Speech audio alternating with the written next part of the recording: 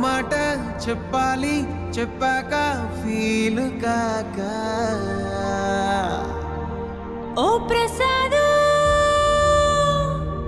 మో మాట లేకుండా చెప్పేసి ఏమీ కాదు.